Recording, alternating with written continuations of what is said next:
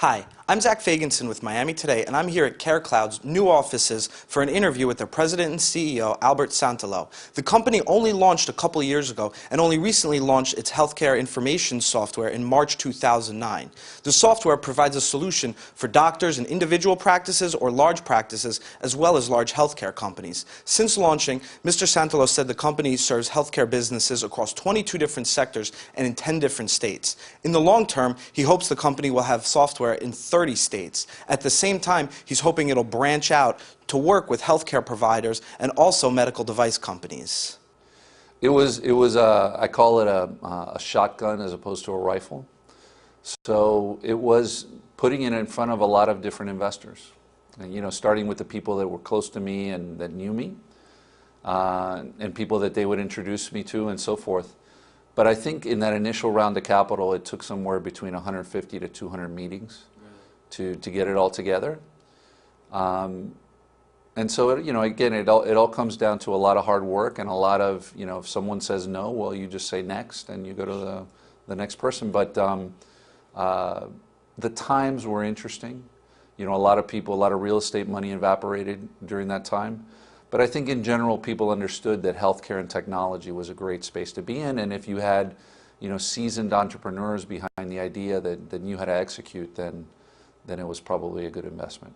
It was developed in-house. Today we have about 23, 24 people dedicated to software development. And we have a small group that works in India as well with us. That's about 4 or 5 people. But it was designed, managed, and developed here in Miami. Well, I've always been in the technology field, really on the business side of technology. Beginning with, I began as a software developer, so even today I'm still the designer and lead architect of the software itself. I've worked in a lot of different industries, both as a direct kind of technologist and also as a management consultant. So in the late 90s, I worked at the Hackett Group, formerly AnswerThink, where I did a lot of management consulting with large companies in all aspects of technology, essentially all over the world. And then in 2001, I finally got the courage to kind of branch out on my own and become an entrepreneur, and started a company called Avisena. And again, it's interesting because this is my second time starting a company in an economic downturn.